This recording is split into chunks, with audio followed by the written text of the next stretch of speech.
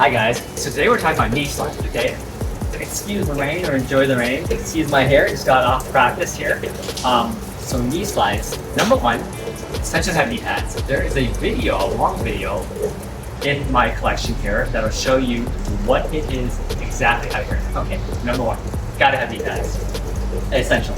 Number two, now you saw me running, okay, at full speed. Whether I'm running or not, the key for me, the way I do it, is I don't jump onto both knees. That can be dangerous and unstable, and you can injure yourself over the long run. If I were to break it down into slow motion, you'll see that I take a lunge position first. And for me, I like to take this foot, the one that's away from the stage. This is my left. So I go lunge position. You'll notice that one knee contacts first. The other knee quickly gets into position here. Okay? And I try to force my hips forward. They may not be as forward as I would love, which would be something like that. But you don't want it like this. So if you force forward, you at least be neutral. But that's better than nothing.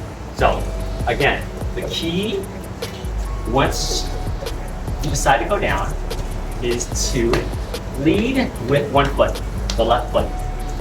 Lead, knee down, second knee down, hips are going forward, okay? And take whatever position you'd like. Open to the audience, kind of lay back. And just as important as the entry is the exit. So for me, I get up right away like this and show a nice line, at least in this choreographic element I do, okay?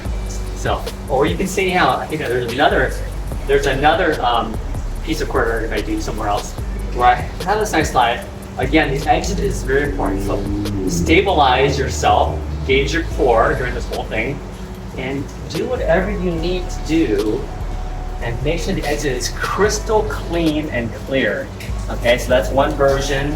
On here, the choreography calls, in this case, for a moment like that.